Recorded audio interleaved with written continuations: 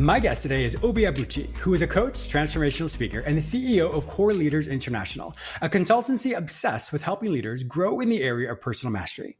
For more than 2 decades, he has been fascinated by the difference that truly effective, inspirational, and transformational leaders make to those around them. In today's episode, we talk about his latest book, Leading from Your Core, the path to becoming a purposeful, courageous, and resilient leader. This book teaches you the secret of effective influence that begins with mastering yourself and channeling your ego in the service of others in order to help in a way that is deeply purposeful, authentic, and courageous. Welcome to Lifeology. Hi, James. Great to be here. I am looking forward to this. That was a huge mouthful for me to say, but that does not even encompass all the things that you do. So I'm just super excited to have you calling in today. So thank you so much. Thank you so much for having me. Really great to be here. Yeah, thank you. This is going to be a great talk. Now, how did you even know that you had the skills and the mindset to talk about effective leadership? Yeah, it's a great question. I've got to start from something that happened when I was 18. A mentor of mine gave me a copy of Stephen Covey's book, 7 Habits of Highly Effective People. And it blew my mind. I wasn't thinking about leadership then.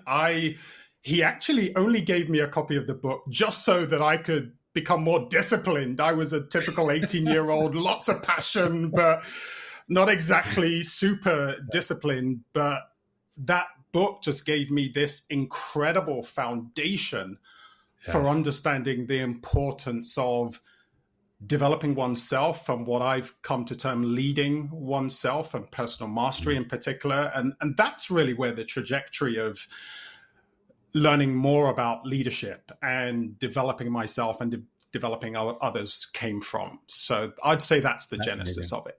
That's amazing. It's so funny you say that because I remember at university, for one of my classes, we had to read that. And everyone in the class was like, no, I don't want to read it. And so it's so funny you say that because here you are in your personal mastery or discovery. And here I am trying to find the cliff notes to read it so I can pass the test. I'm not going to read it. I read it years later, but you had the journey way before I did. And you were so successful. I'm like trying to cheat my way through it. It's just hysterical. It was such a good one. I ended up making so many notes all over the place, but there you go. I should have borrowed your book. I'm just kidding. That's funny. Now, you've been doing this now for 20 years. I mean, obviously many years before that, but just really delving into this. What was overall, what would you say, and we'll jump into the book in just a second, but what would you say is the biggest discovery that you learned about yourself when it comes to leadership? Totally putting you on the spot. Yeah. So about myself, the reason that I'm so excited about it and passionate about it is because I've observed so many people along the way, and leadership is this incredible opportunity to influence so many people, right, for the greater good and make a difference. What I learned about myself from seeing other people in particular was there were 2 ways that people lead. People lead either by virtue of their position and their authority and their superiority and their intelligence, and that's how they try to get things done. And it's very much sort of brute force. And then I see the other camp of people who lead by virtue of their character and their values and their principles. And I remember having this really profound experience shortly after I graduated, working with a leader who was incredibly intelligent, but would really tear people down. And that for me was a moment where I realized if I ever had the opportunity to lead people someday, then I'd want to do it differently. I'd want to lead by virtue of my character. And yes, I have the position and the authority and all of that, but I wouldn't want that to be the main vehicle that I use to influence others, but that it would be my character, so that I could go beyond just getting people to do what I say, but really have that loyalty and win hearts and minds. So that for me is probably the thing that stands out the most. Wow. Was it Maya Angelou The great Maya Angelou, and I'm totally going to butcher this because she's so she speaks so well. She says something to the effect of, people may not remember what you say, but they remember how you made them feel. And so that's one thing, that leader there, if he tore people down, that's how they felt. So they remember that. And then that all of a sudden creates a disalignment, if you will. And all of a sudden, those people who were following him, all of a sudden that chasm that's been created. So now all of a sudden they don't want to follow him. And all of a sudden you created that rift. And unfortunately, if you're the leader, then you've now taken the culture and changed the culture. And all of a sudden there's divisiveness between him and the followers, as well as perhaps that could cause or sow dissension in other aspects of the followers as well. Absolutely. Yeah. And then the very thing that you want people to give their best and bring their discretionary effort and bring the best of their motivation and talent and ability, you don't get that. What you get is people that are present and doing what you say out of fear, which limits their thinking and their ability to really give their best energy. So I'm all about trying to help people unleash more of that potential that is in them. And the way to do that is to create an environment that helps them feel psychologically safe and able to give more than they even realize they're able to.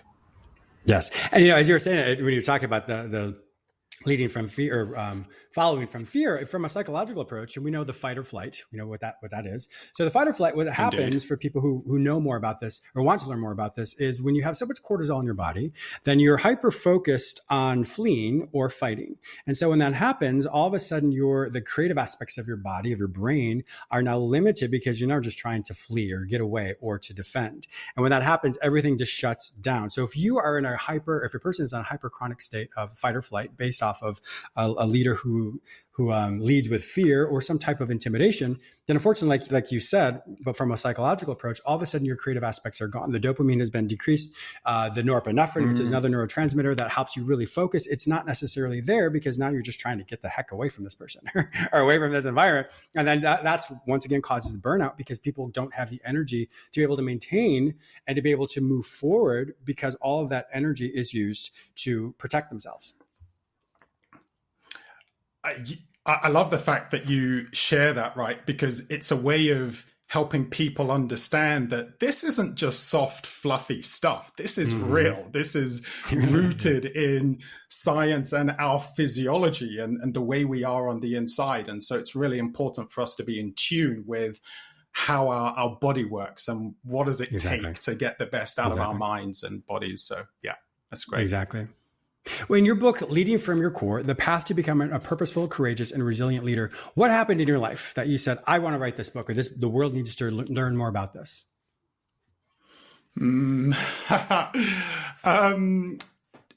Two things. So my first book was called The Magic of Monday, and I wrote that as a way of helping young people and young professionals in particular discover a fulfilling career.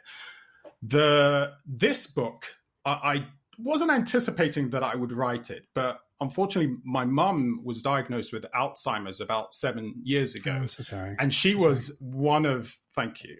She was one of my just greatest advocates. I think the book, as I said, was written for young professionals, but I think she probably bought thousands of copies for young kids and toddlers and adults, right? And elderly people. I think she bought it for everyone. But as her memory steadily declined over the years, she would constantly say to me, Josh is patiently waiting. And what she meant was the character in the book, because I'd written it in the form of a fable, was called Josh.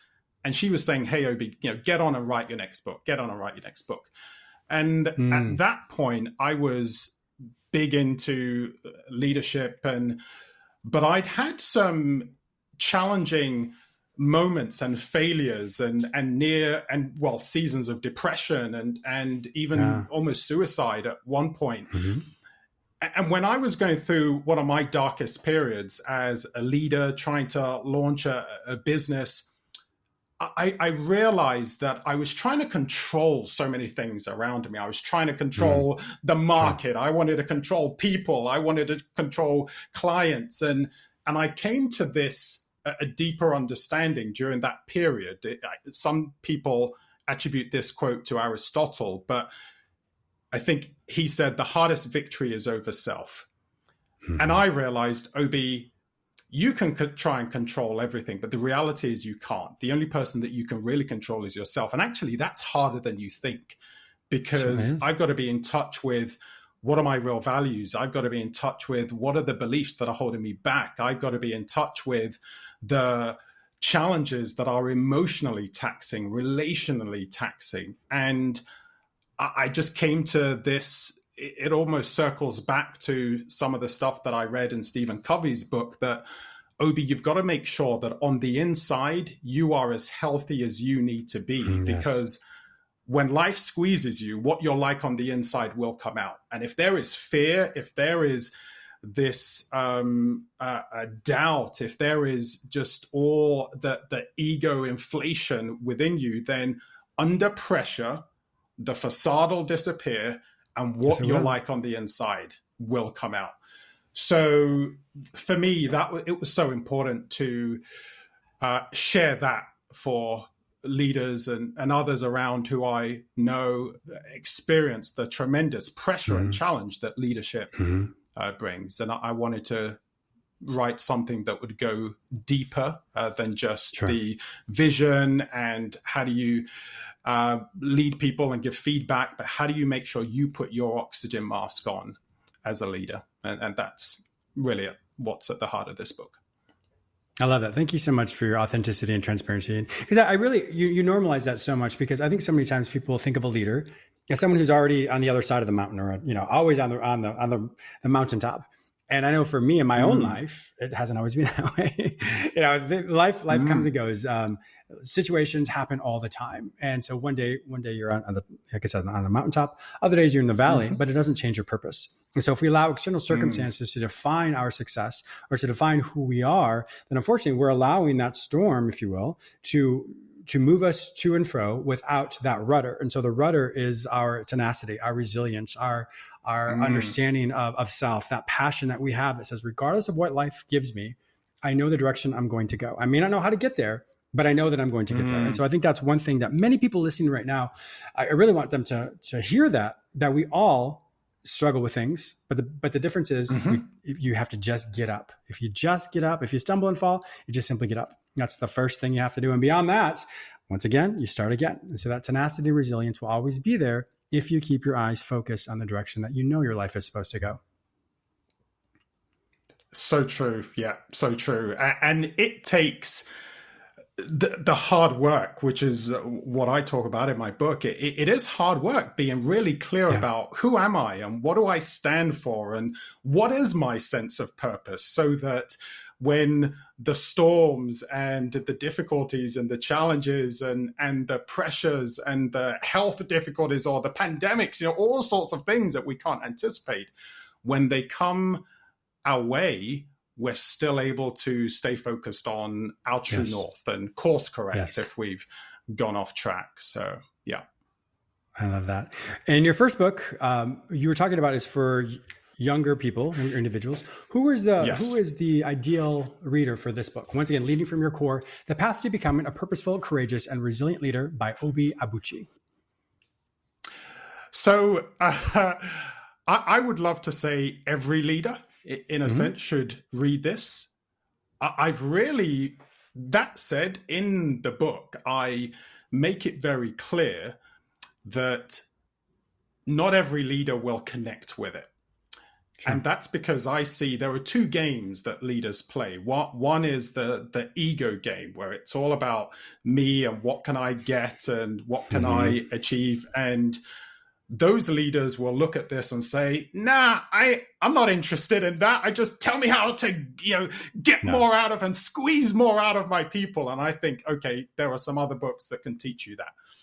However, the second game is the service game. It's those leaders that are about purpose. They're about service. They're about contribution. And they want to create an environment where their people thrive, not just in a sprint sense, but for the marathon, that they thrive for the long term, that they get the best out of all of their people, their people remain resilient, they remain resilient. Those are the leaders that this book is for, because it's about helping you do that in a way that is truly holistic. And so anyone that falls into that category, that has responsibility for people in organizations and communities, then this book will help them. Excellent. If I remember correctly, you interviewed about 60 people. Is that about right? And in that, they talked about the highs and lows, and there were a lot of vulnerable stories about themselves and real authentic stories. Can you tell me more about that?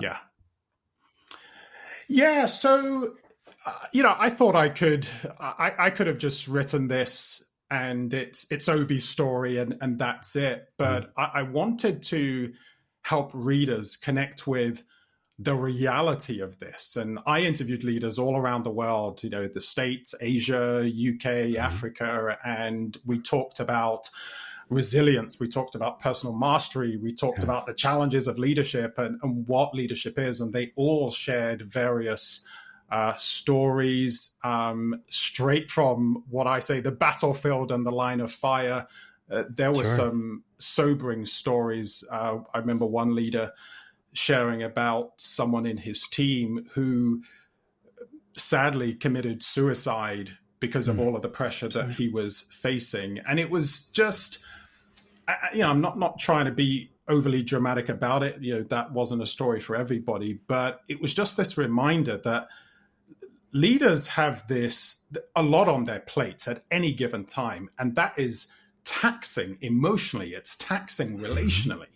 And so really important that we have those release valves that help us to know when read the warning signs of what's going on. But there were also some incredible stories of leaders who get up and have some incredible habits like gratitude, for example, that they consider a superpower that helps them to really give and have this incredible perspective about what they're able to do in their day. So lots of exciting stories, lots of sobering stories, but I think lots of inspiring stories that will help people really get a sense of what this looks like practically to really lead from the inside out.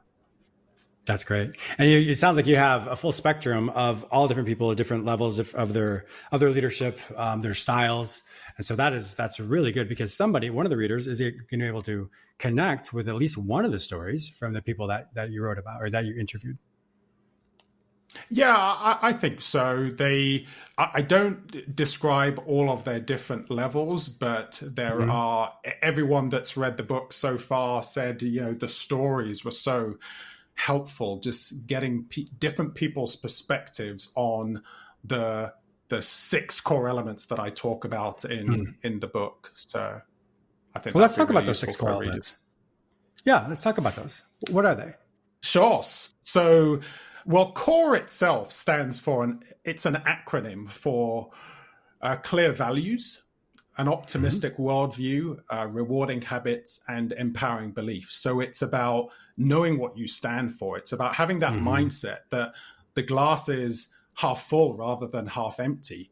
And the rewarding habits, most people might think of that and immediately think, oh, is it about eating or is it about working out? No, I'm talking about the mental habits, the attitudinal habits, those internal habits of vulnerability, of rest and renewal, of gratitude that really help us develop an internal resilience. And then, of course, empowering beliefs. Do I have beliefs about people? And beliefs are quite an interesting thing because a belief doesn't have to be true. It's simply something I believe that is true, right? And a lot of atrocities have been committed just simply because of what people believe, but also great things have happened because of what people believe. And so leaders really need to examine their beliefs. And then the other 2 elements are what I call the currency of leadership and the heart of leadership. And the heart of leadership, if I start with that, is stewardship.